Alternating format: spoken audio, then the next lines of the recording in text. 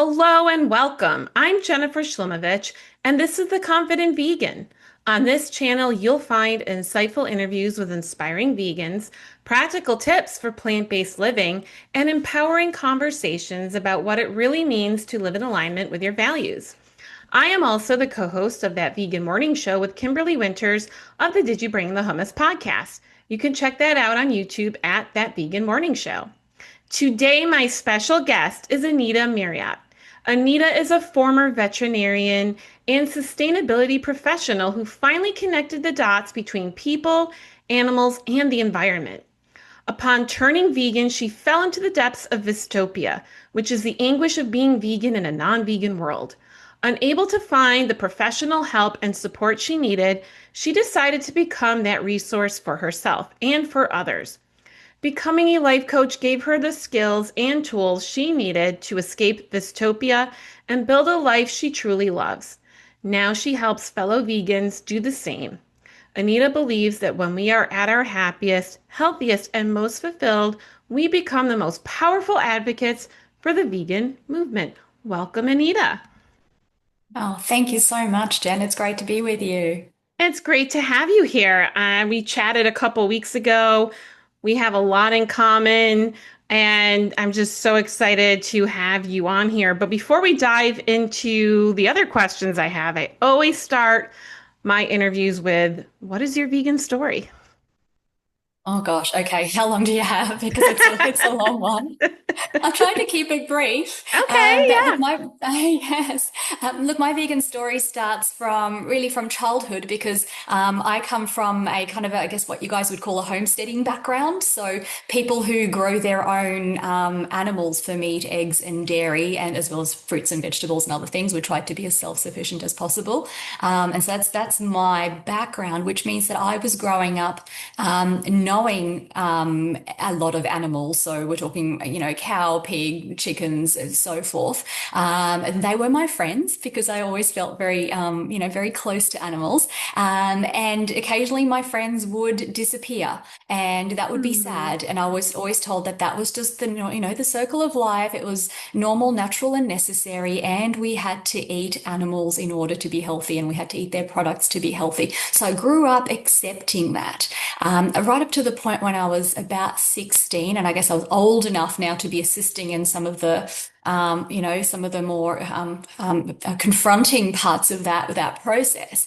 And I remember it so vividly that one day my dad had decided that it was time to slaughter this young pig.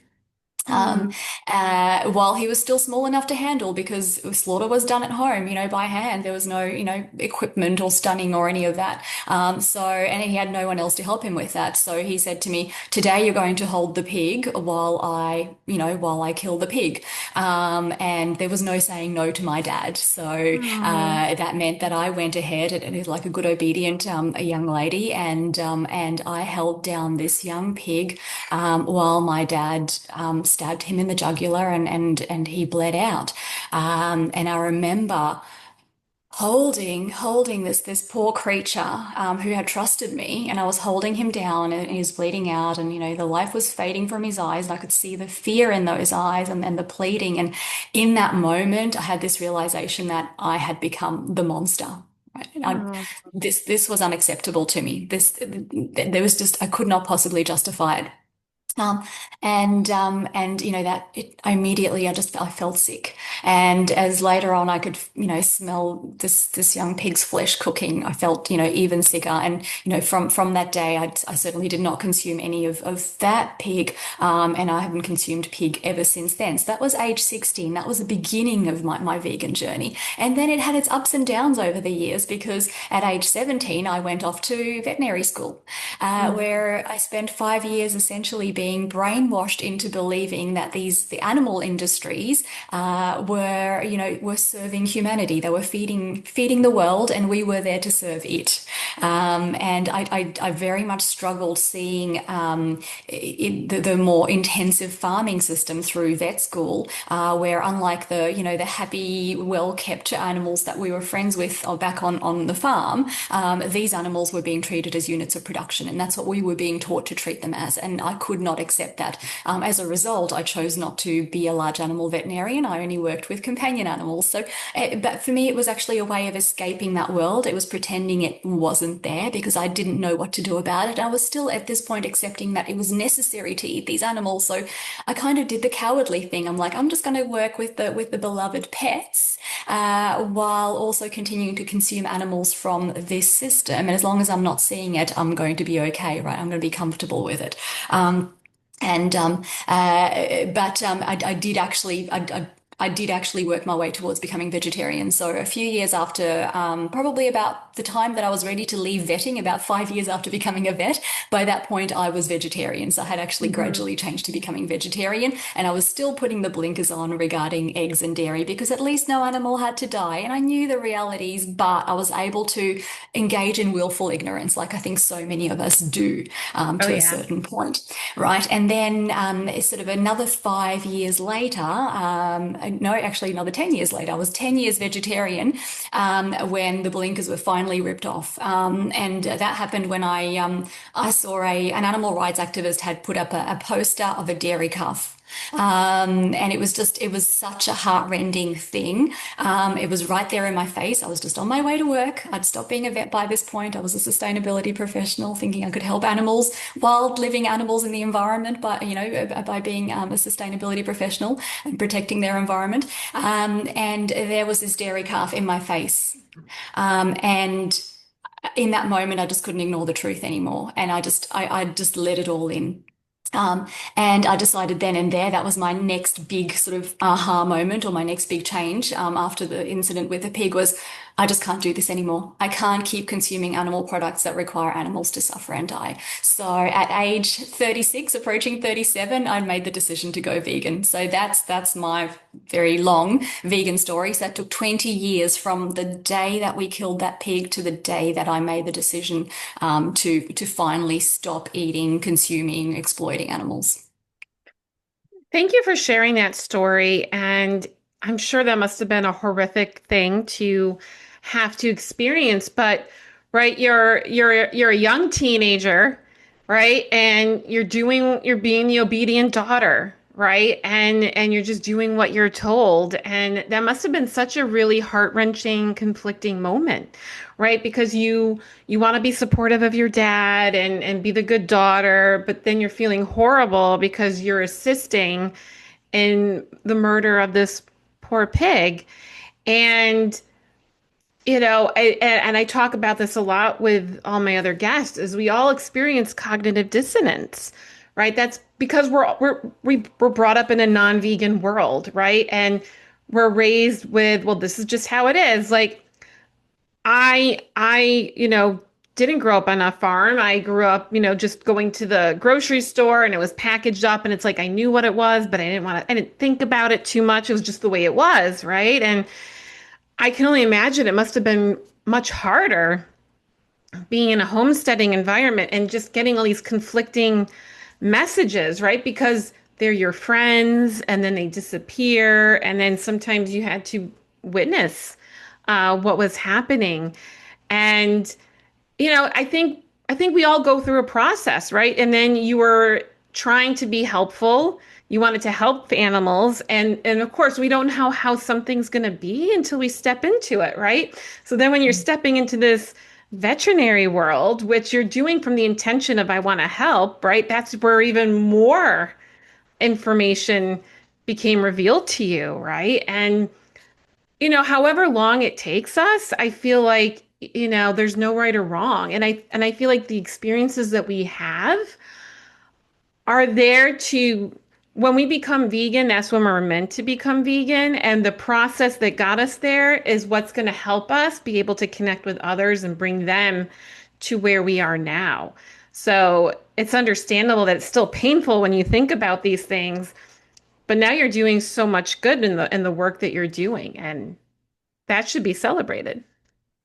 Yeah, oh, I love that you say that we become vegan when we need to, and also that everything we learn along the journey is ours then to use to help others, and that's exactly how I see it too.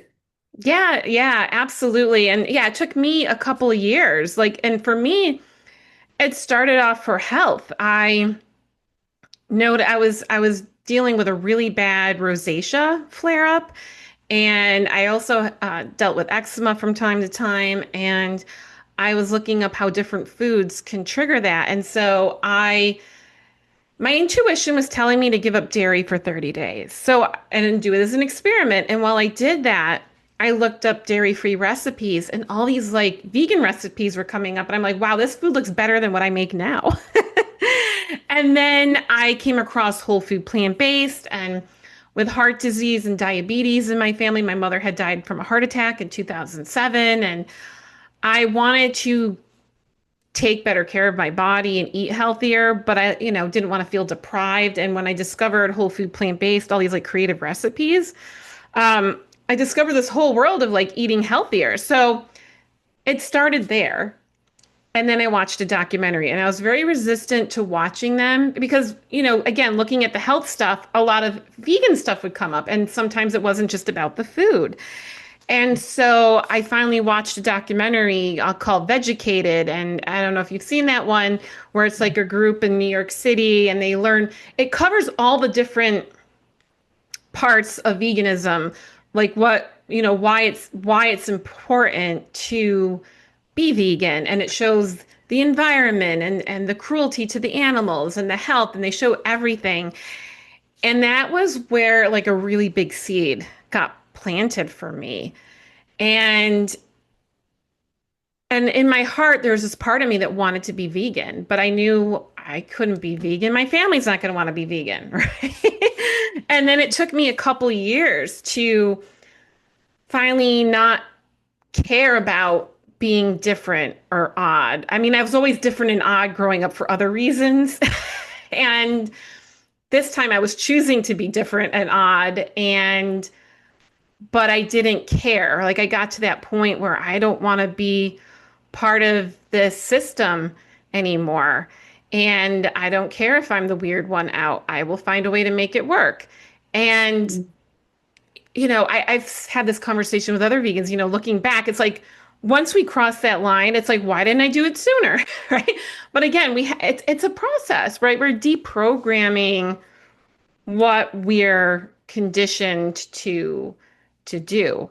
So yeah, it's a process for everybody that's uniquely to them. Absolutely. And yes, while decisions are made in a single moment, there is all that process that is leading up to that. Yeah, absolutely. And so you're now a vegan mindset coach, and you have a really wonderful website, which I'm going to include the link below the video later on, so people can check it out. But what inspired you to go from being a veterinarian to being a vegan mindset coach? Oh, right. There was actually an intermediate step there because I part of it was actually burned out as a veterinarian. Hmm. And then decided to help animals in a different way by doing environmental sustainability. So I was a sustainability professional when I became vegan. And then the thing that really inspired me to be the vegan mindset coach was the fact that shortly after becoming vegan, within a year or two, I gradually descended into Vystopia, which you mentioned in the intro, and that was as I basically adopted this new vegan identity and started to see the world through this vegan lens, which is very much about seeing the exploitation, the cruelty, and the suffering. So everywhere I was walking around, I was seeing that. And I was seeing the people I loved and cared about, my friends, my family, my colleagues, engaging in animal exploitation, which I was now no longer choosing to be part of. So now I could see it really clearly.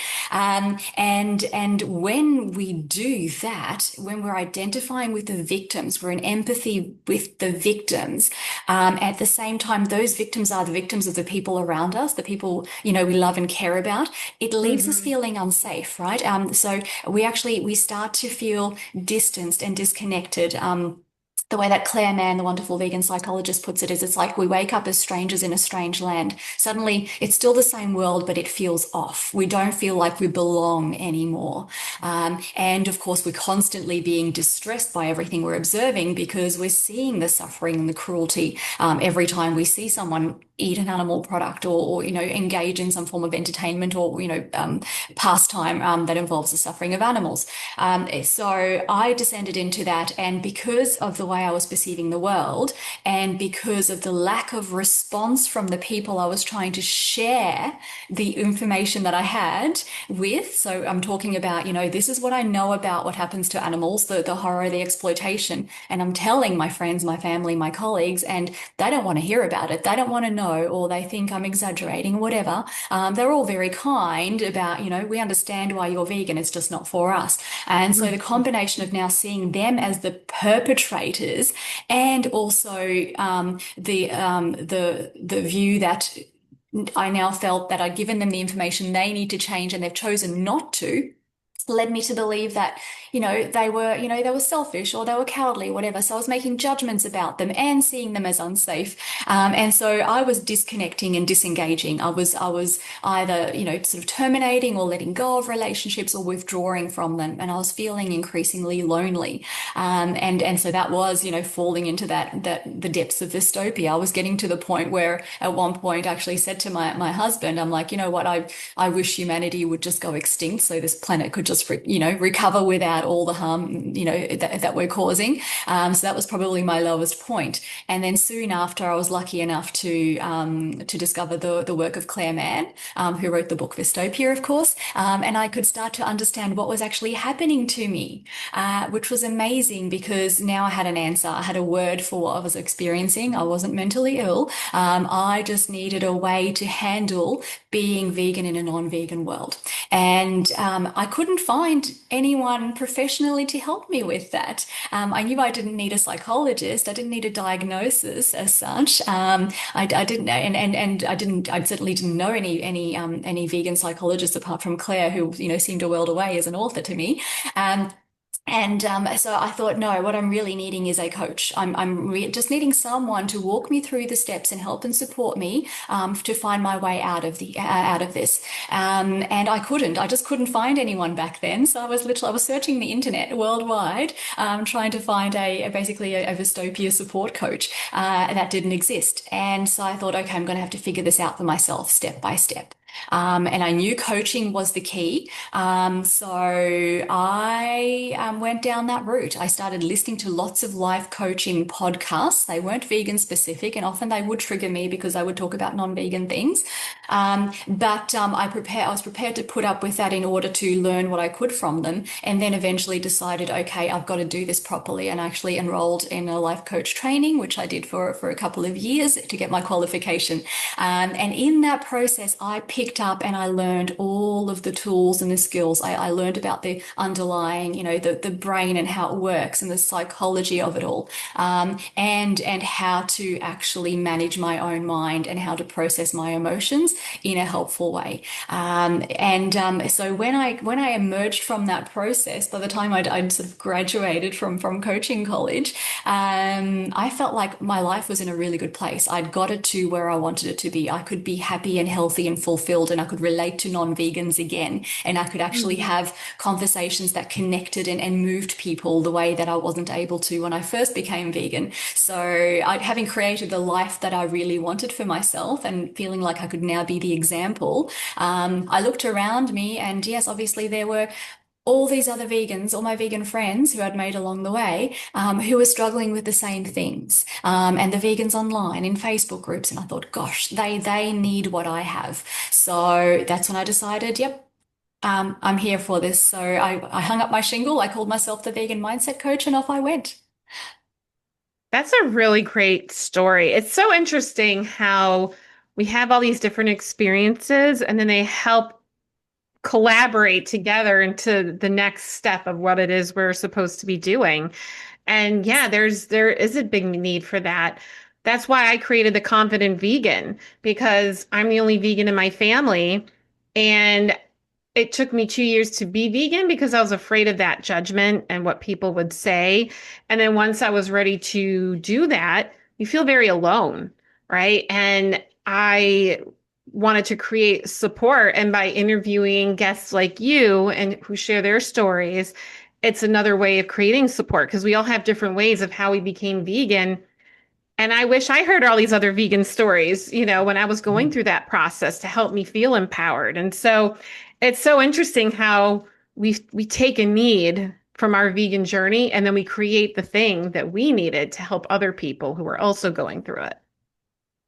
Yeah. Yeah. So how I wanted to ask you more about talk a little bit more specifically about the brain, right? Because Mhm. I also did a 10-month coaching program and you learn a lot about mindset and beliefs. So can you share a little bit more about how our brain forms our reality?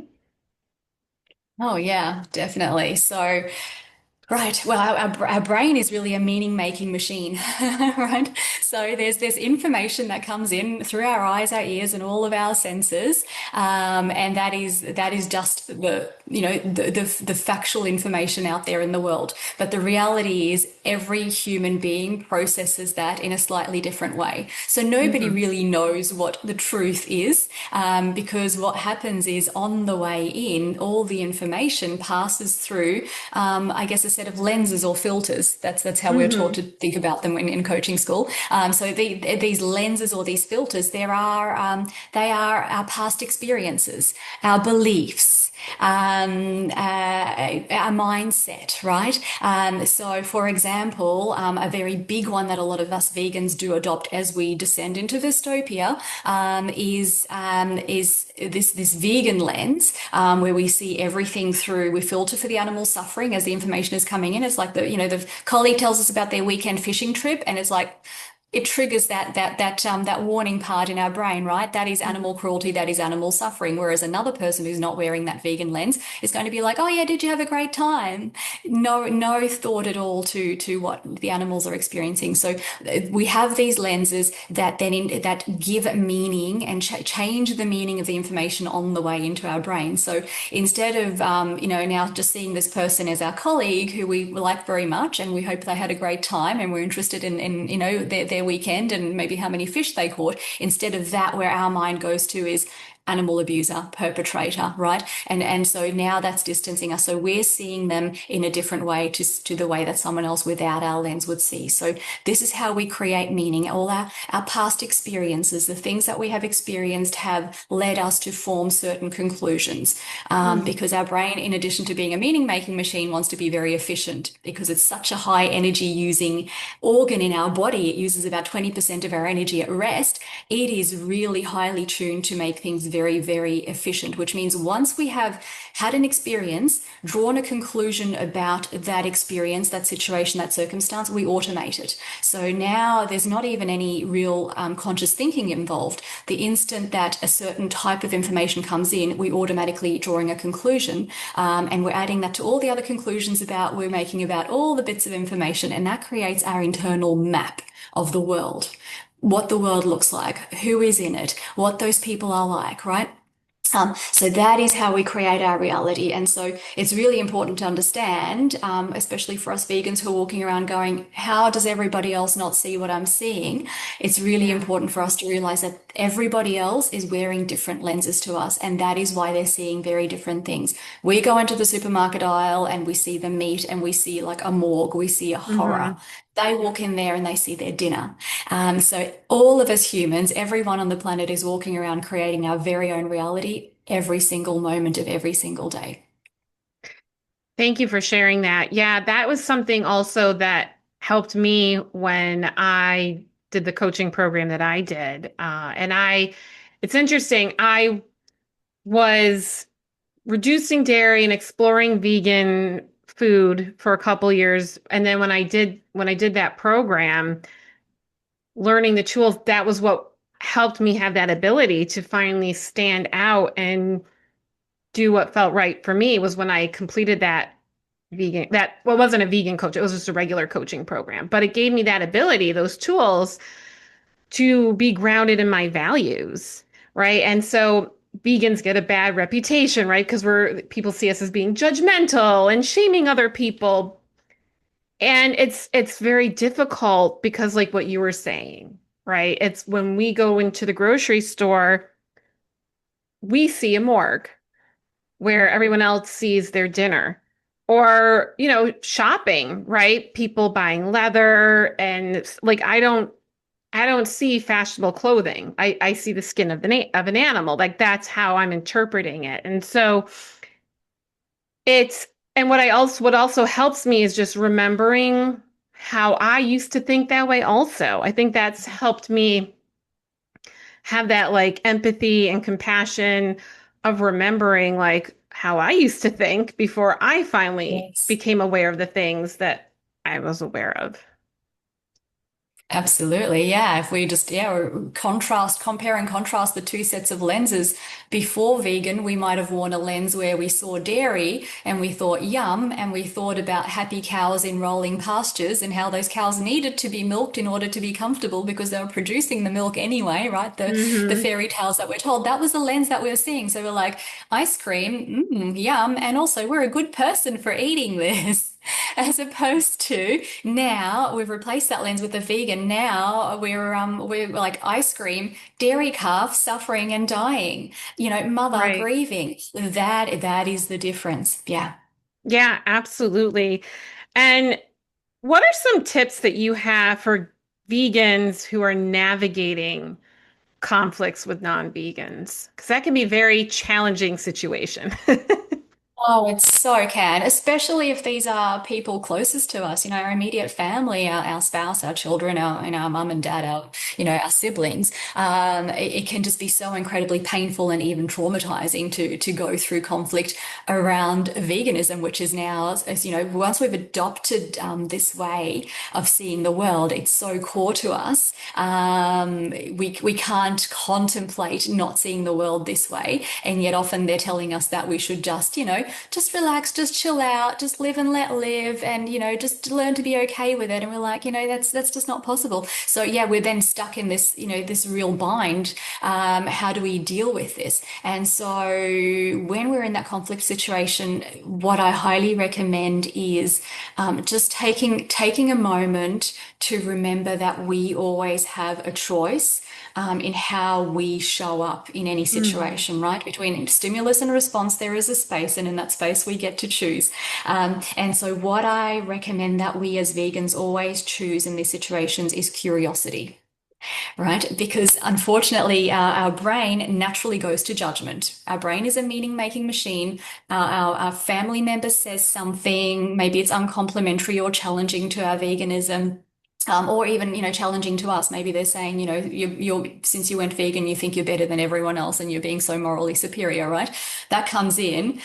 Our brain makes that mean something about us. It makes it mean something about them. And chances are we're going to judge and get defensive. And now the conflict is on, right? So that's that Mm. automatic response that we're set up for. And that's just the way that our brain works. But when we're aware of that, we have got the choice to interrupt that. And instead of going to judgment, we get to choose curiosity. Curiosity is really the antidote to the judgment that is then going to trigger defense and further conflict. So by what I mean by curiosity is when that information comes in, when they've said the thing and we've heard it, we get to stop ourselves from reacting and we get to choose to respond by saying, "Hey, what do you mean by that?" Right? Mm. Or even we get to own it vulnerably and say, "Hey, when I hear you say that, I make that mean this, this, and this, and it's probably wrong. So I'm really curious to understand what it is that you meant by that." Okay, so always exploring. So I like all the questions that start with what. So, Hmm. and you probably came across this in coach training as well. Like Hmm. questions that begin with what are powerful questions that lead the person who's being asked the question to think, to go within their own mind and explore. So when we ask questions like, what has been your experience with that? What leads you to that conclusion? It causes them to think back and put all the puzzle pieces together, like, draw on all the bits and pieces from their own memory, their own experience to put that together. And now we're having a conversation that is exploring, it's going deep, it's finding the meaning, it's discovering what it means for them that you are vegan, and what it means for them to not be vegan, and what it means for them for your relationship. Like, you get to explore all of that stuff rather than arguing, facts back and forwards, each of us cherry picking the facts to support our argument and getting nowhere, both of us just losing and getting increasingly frustrated. So going into curiosity to really understand where this person is coming from. Are they concerned about your health, your mental well-being? Do they think you've joined a cult? Do they genuinely believe that, you can't survive on a vegan diet? What is it? But very often, it's more about the fact that that we have upset the social dynamic somehow, and very often it's about the fact that that people, non-vegans generally, will perceive vegans to be morally superior, whether we've said anything to support that or not. It's just a general perception. So just by being vegan, non-vegans tend to think that we are judging them, and so they're immediately on the defensive, because deep down they know that we're choosing actions, we're choosing to align our actions with values that actually they share with us, because the vast majority of non-vegans are good people who would never intentionally hurt an animal, right? But because of the way society has trained us and set up the world around us, they've been taught that using and exploiting and eating animals is normal, natural, and necessary. And so they're just doing what the world has created for them to do. And now here we are apparently judging them for it. So yeah, going into curiosity to really understand, is that what's happening for them? Then from curiosity, now having understood what's important to them about the thing that we're talking about, what are they making it mean? And also, what are their fears and their barriers? Do they fear that they're going to lose us as a family member or a friend because of our veganism? What is it that they're afraid of? What is it that they're afraid of for themselves? If they're resisting becoming vegan or moving closer to veganism, what's getting in their way? And like you said, you had all these barriers. You had a couple of years there where you're like, I don't know if I can be vegan. I can't see myself being vegan in this context because my family, right? So for a lot of people, it's the same thing. So once we've understood their fears, their beliefs, maybe where they've been misinformed, the missing pieces of the puzzle, their blind spots, which we get to find out by asking these what questions, these curiosity questions, then we get to actually understand them. So now, because we've been focusing on being curious, we've stayed out of judgment, and we get to keep staying out of judgment. So once we've heard all of their reasons, still choosing not to judge them based on what we've heard, instead choosing compassion, right? So by the time we've heard all of the stuff, by the time we've had this deeper conversation with them, we will have found something in there that we can identify with, a shared history, right? You and I both had our struggles going vegan. We can identify with this person's barriers and fears around that too. So we get to step into compassion for them, which simply means feeling empathy and also developing a desire to help them feel better. And so that is as simple as saying, hey, I understand. I too had those fears. I too believed the things that you believe now. And then we just get to share a little snippet from our past, from our experience where we were in the place where they are now around this. And then, very importantly, we get to share our story of transformation, right? So, I shared mine earlier, you shared yours too. That's what we do with these folks. It's like, hey, I was where you were, and then one day this thing happened, and then that really just, forced me to take off the blinkers. And then I did some more research. I went to see, a doctor. I went to see a dietitian, and I found out, what, we don't actually need to be eating animal products to be healthy. In fact, I've got healthier since I stopped eating animals. So now we're giving them the glimpse of possibility of change. And now they can see us as somebody who used to be like them and is different and is happier and better for it. It just gives them the opening to like, oh, well, maybe if it was possible for you, it might be possible for me too, right? So that's the compassion piece. That's where we're helping them to align their actions with their values as those good people who don't want to hurt animals, and giving them a pathway or a possibility, at least a glimpse of that. Right. So that's what I recommend. Curiosity first, then compassion. And then from compassion, at this point, they're feeling safe, right? Instead of setting up conflict and distancing and judgment and defense, what we've set up is an increased connection. We've grown a little bit closer. We're understanding each other. We're feeling like we're on the same side. At this point, we get to offer them some assistance, some information, some help, because by asking those curiosity questions, we've uncovered what are the missing pieces of information? Where have they bought into disinformation that might need to be corrected? What are the barriers that we can actually help them to overcome? What do they need to do that? What information or resources or support from us might help them to overcome that. So at this point now we get to offer that, and a good way of offering that is always to ask permission. We don't want to force things on people, even if we've established a good rapport with them. We don't want to say, hey, having had that conversation now, I think you should really go and watch Dominion, and I'm going to send you a link to nutritionfacts.org, and I want you to have a look at that, right? That is unsolicited advice, and it's taking over. It's like now they've been feeling safe with us, and at this point now we jump in and we're like, okay, we've got you this far, you trust us, and now we're going to make you go vegan. And that just breaks that trust for them very quickly. So the simplest thing is to say is, hey, earlier I heard you say that you're okay with dairy because the cows don't have to die, and because you believe that they need to be milked anyway. Would you be willing to see what actually does have to happen to cows and their calves in order to produce dairy? Right? That's a question. So we're asking permission. Would you be willing to see it? Now, if they say yes, that means they've consented to seeing, the video, the footage, whatever it is that they need to see to be able to actually realize the truth, as opposed to us just sending it to them saying, hey, you said that thing about cows, here's the evidence. Very different. It's going to be very, very differently perceived. And when we ask for permission and they say, yes, I'd be willing, yes, I think I'd be willing to see that, they're actually consenting to not only receiving it, but to looking at it, and actually considering it. So we're far more likely to get a shift from them because they have consented in advance. So for me, the recommendation when we're struggling with the non-vegans around this veganism conversation and even conflict around it, is this three-step dance that I call it, which is curiosity, compassion, and then permission to share what they actually need. I love all of that. Thank you for sharing. And yeah, that's really an important process, right? Because it's very easy to feel defensive when you feel like someone's throwing information and resources at you when you didn't ask for that. And again, there's this, there's this lens on vegans, right? On, our beliefs and our values, and we're over the top and too much, right? Like all of those different things.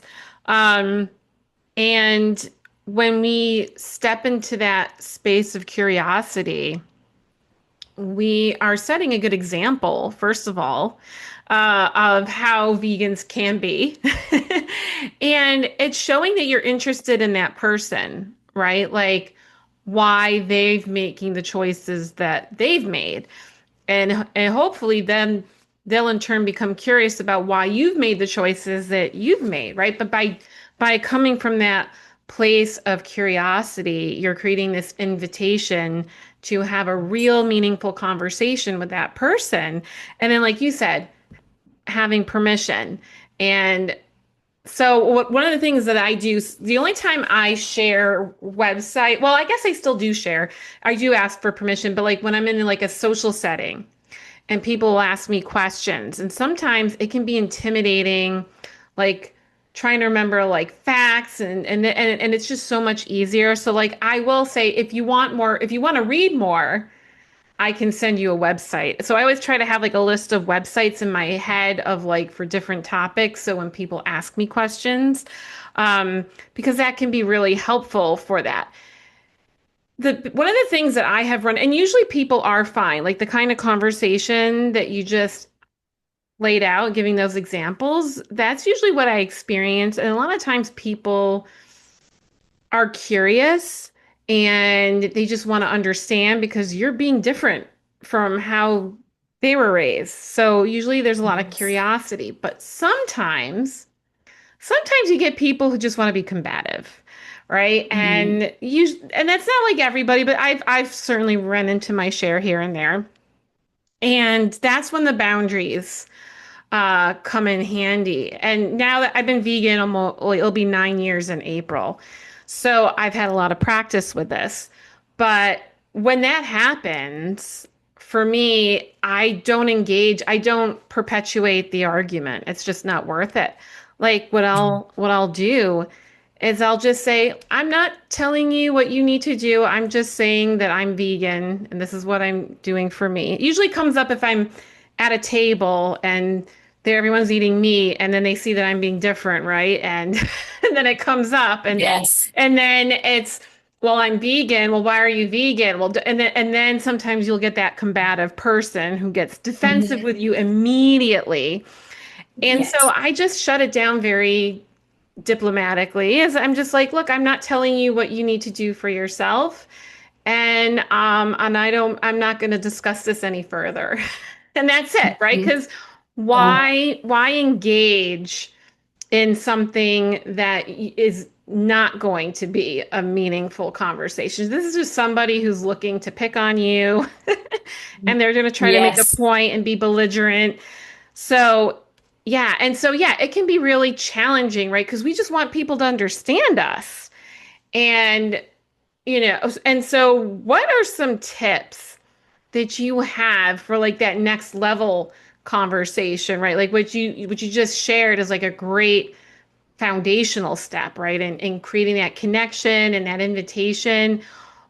What are some tips though to help further that understanding between vegan and non-vegan? Yeah, so there's kind of a mirror image to the curiosity, compassion, and permission conversation, which is all about where we share our internal experience. Because of course, curiosity, compassion, permission is all about the other person and helping them move towards veganism.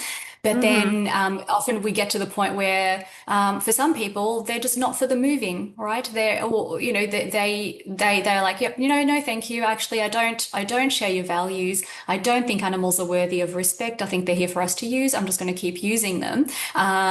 If we are then wanting to stay in relationship with these people, and we need them to understand the impact that the non-vegan world has on us and what it's like to live in Vystopia, then we can flip that around. And there's another whole process, and I'll go through that in just a second. Before I do, I just wanted to pick up on the very important thing that you mentioned, which is that often these conversations, especially the combative ones, they do come up.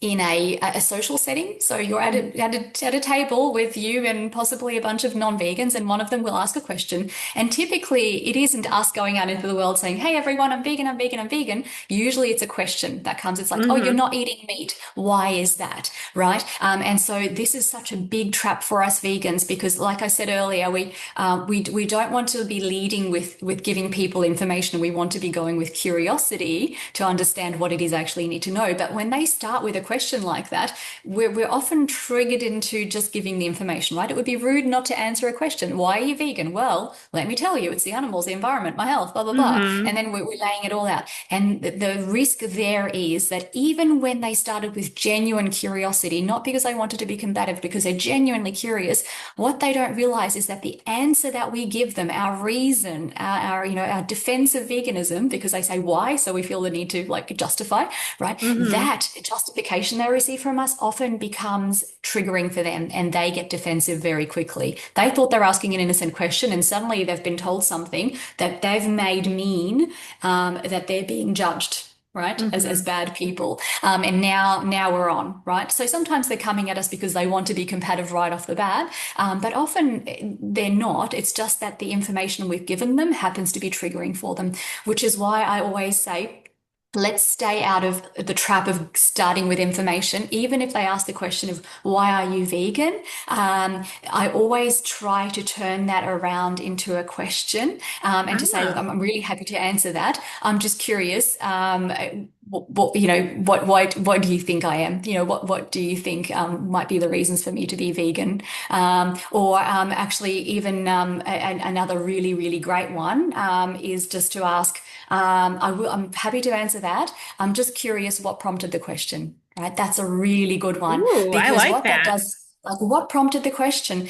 Because what that does is it actually starts to reveal their underlying motive because it might be genuine curiosity, it might be combativeness, it might be defense because they might have come from a farming background where they feel like you're challenging, their family and everything they're about and their values. So just asking what prompted the question Mhm.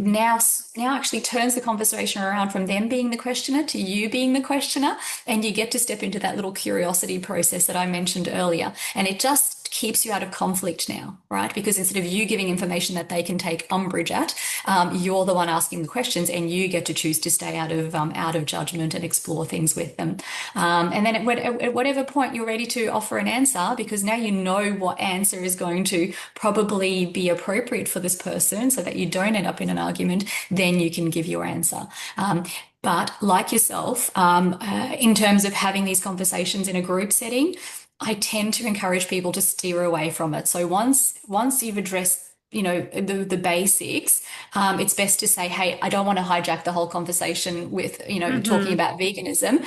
How about we have a catch up later and have a chat one on one about this? Something along those lines. It's always best to have these conversations, especially things that go deep about meaning, values, fears, and all that kind of stuff. Best to have them one on one, because then they don't feel like they're performing in front of everyone, right? They don't feel Mhm. like they need to show that they are right, that they have all the answers. Like ego very much comes into it, and that can lead to conflict. So, kind of cutting them out of the herd, right? To have that conversation one on one is best. And it's the same for the mirror image conversation. So the one where we're talking about us. Okay, I Mhm. call this vulnerable conversations. And so what I'm talking about here is, let's say that that person or another person, a family member, someone has said, "Look, I'm not prepared to go vegan. That's not just not me. I'm going to keep doing what I have, and you're just going to have to be okay with it." If we're not actually okay with it, we get to have a vulnerable conversation. And again, that starts by taking the person aside separately. It might mean sending them a message or giving them a call and saying, "Hey, would you have time for me to have a chat to you about something that's very important to me? Um, Mhm. I just, there's something I need you to understand."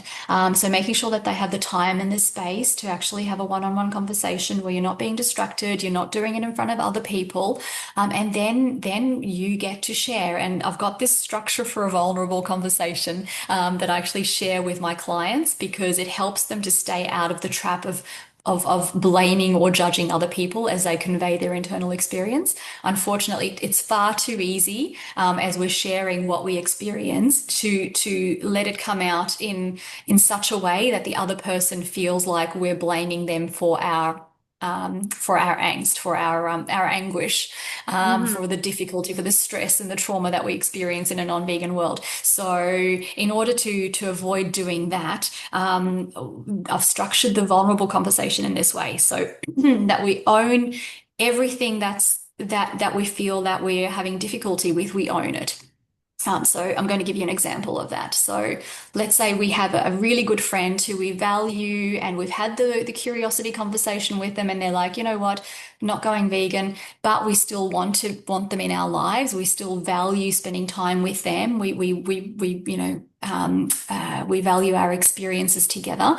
We want to stay close and connected. So we might say to this person, so I just need you to understand that when you're eating animal products, when we're together, and that's just stating a fact as a fact, because there's no arguing with that, right? They are eating Mhm. animal products in our presence. So that's just stating facts as facts.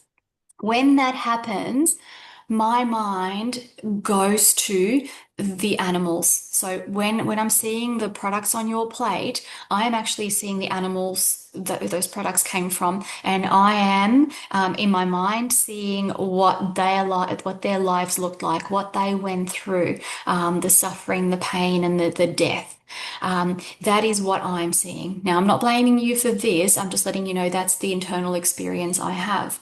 And when my mind goes there, the way that I feel is distressed. Because I am in empathy with those animals, I identify with their suffering, and that leads me to also feel the distress that I imagine that they would have felt. So now I've owned my thoughts, which are I'm thinking about this, the suffering and the death, and I'm owning my feelings. So those thoughts are creating those feelings of distress for me.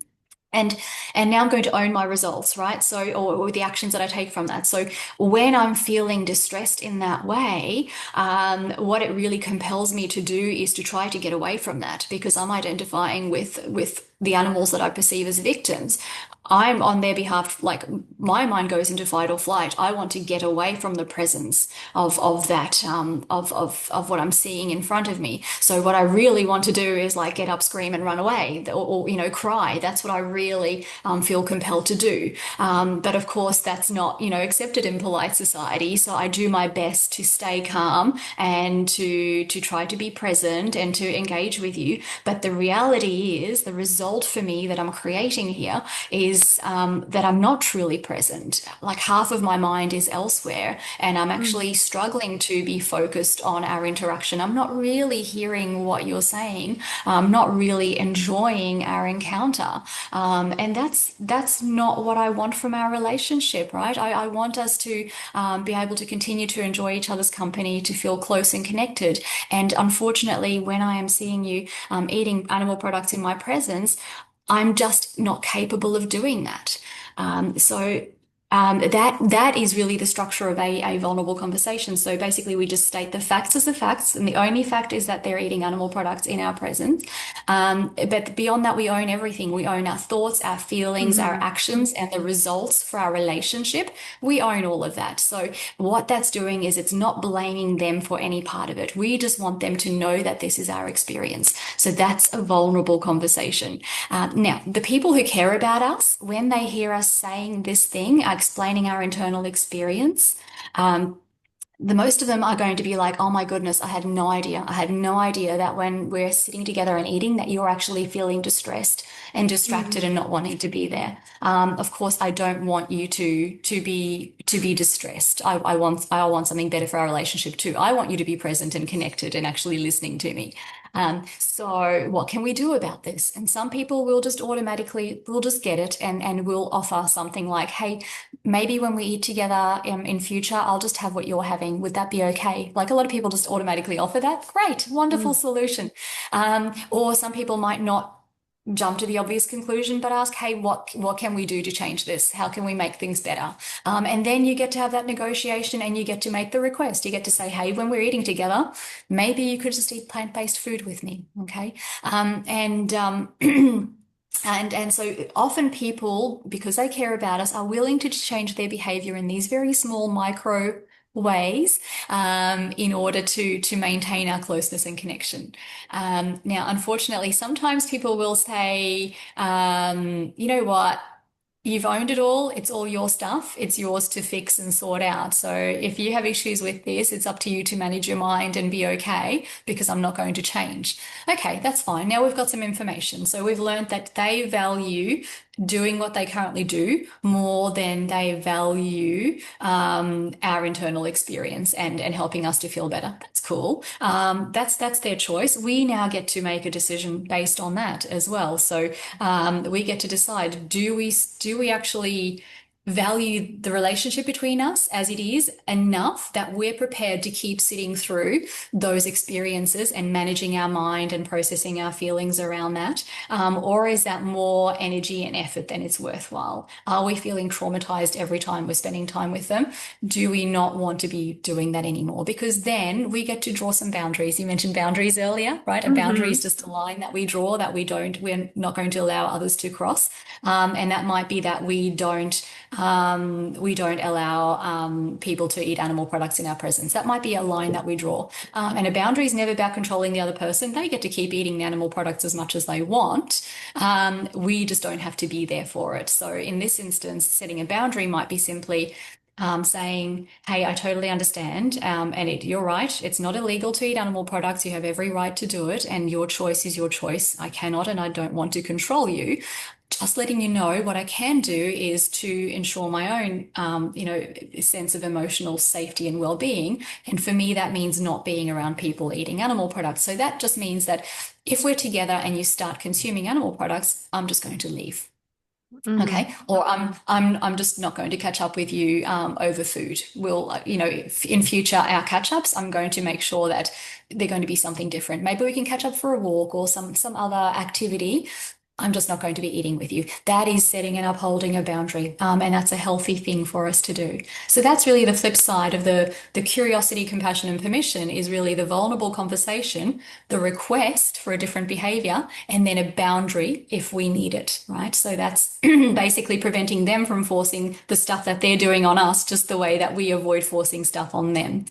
So that's a mirror image, and so that gives us a nice little package of how to both move people towards veganism, but also have them step into empathy with us and maybe change their behavior just a little bit in order to help us feel better and safe and more connected. And the beauty of that is that when they actually do agree, when they agree to just have the plant-based meal with us or change their behavior in whatever way we've requested, the thing is that attitude tends to follow behavior. So once they've changed their behavior, their mind can't help but justify the new behavior. And often they'll start feeling better about making plant-based choices. They're like, you know what, this food actually tastes a lot better than I expected, right? Like you Hmm. found as well. It's like, wow, this food's actually amazing. I can probably have this food again. And before you know it, this person might be like, when they're out on their own without you, might be choosing a vegan option because they're now curious. It's like, oh, that other vegan option was really yummy. Maybe I'll try this one too. And then before you know it, they're sending you a picture saying, hey, look at the vegan meal I'm having. This is really great. I just found this place.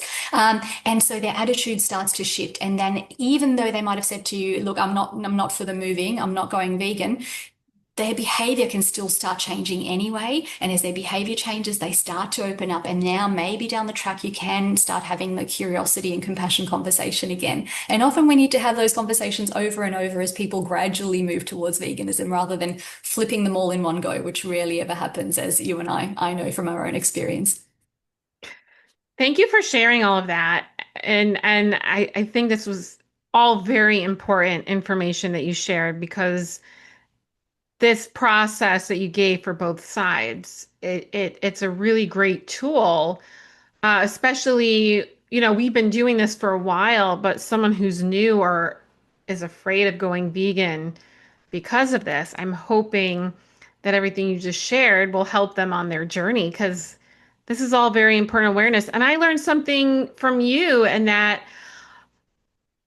what you were saying before, like when you're in those social settings and you get asked a question, so you feel like you have to answer it, right? Because you're being asked a question. I really loved that shift that you made it. And it's so true. Like, I don't want to dominate the conversation. And then asking questions, about what it is that they want to know or and just shifting it that way. Because again, too, right, sometimes people do play up to the crowd around them. And so I really appreciate that example. I mean, I appreciate all the examples you shared, but that was something that I hadn't thought of before in terms of, yeah, like that's a different way, and that can help also diffuse a potential uncomfortable situation that you may not want to be a part of. And yeah, boundary setting, all of this is also fundamental to when you get to that point of setting boundaries. And your boundaries can change too. Like when I first went vegan and our kids were younger, now they're all in their early 20s, but um I I was the cook. And so I still cooked non-vegan food, but made only vegan for myself. Like that was what I felt at that time, like what's the easiest way for me to go vegan right now, right? And so when you're first doing a behavior change, right, you want to do it the way that's the most easiest for yourself. And then fast forward, a couple years ago when we became empty nesters, um, I then realized I was really thinking about it too much, about, touching meat and thinking about the animal itself. And I said to my husband, I was like, I revisited it that I can't cook meat anymore. I just can't. So you can cook it, but Mhm. even though I'm uncomfortable having, animal products around me, we don't have, because of my veganism, we have minimal animal products in the house. And everyone felt better giving up cow's milk for almond milk or soy milk. So everyone's already on that, right? And so, right, you were saying, right, people start eating more things, having more things, and and if it's people who love you and respect you, they're going to support you. And then on the flip side, also, it's we have to also find a way to be understanding and supportive too. And so all of this is really valuable. So thank you again for sharing all of that. We have to wrap up in a couple of minutes, but before we do, what is the best way for people to connect with you? Right, the best way. So probably the easiest thing is to go to the Google and type in the vegan mindset coach, and Hmm. then all my stuff will come up. But I've got a website which is literally theveganmindsetcoach.com. So you're welcome to go there, and there's a little form you can fill in, which will send me an email, and we'll be in touch. I'm also on Facebook. I'm probably most active on Facebook in terms of social media. Yes, very old school. And I'm there as just Anita Marriott. That's with a double R and a double T. That's where I pretty much my personal profile page is public, and I do a lot of posts around mindset stuff.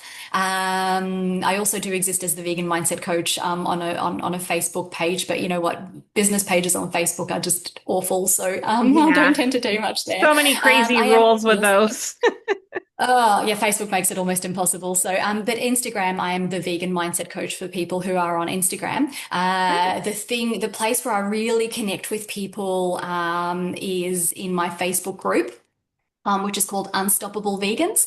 And it Oh, is a private group. So I've intentionally made it private so that it is a safe space for us vegans to just come together and unpack all of our stuff about vegan and being vegan in a non-vegan world. So we get to just be honest about our relationship with non-vegans and what we truly think. And, it all comes out in that space. In that space, I do a weekly live training all around mindset and emotions and communication. I've done loads and loads around all the communication stuff we talked about today, the compassion, the curiosity, compassion, permission, the vulnerable conversations, the requests, all of that is covered. Like they've all got trainings that I've recorded and are available as recorded videos inside that Facebook group. So I invite anyone who is interested in joining that community, in having access to those training resources, to check out Unstoppable Vegans, and come and join us. I love all that. I love the name of your group, by the way. Thank Yeah, you. that's great. I will check that out as well. And I'm going to include all the links in the notes below this video so everyone can connect with you easily. Anita, it was wonderful having this conversation with you. Thank you for sharing your knowledge and your experiences here. And I hope that anyone watching will get some value from this as well. And check out Anita's website and social media. And yeah, thanks again for having this chat with me. And thank you all for watching. And we'll see you soon. Bye for now.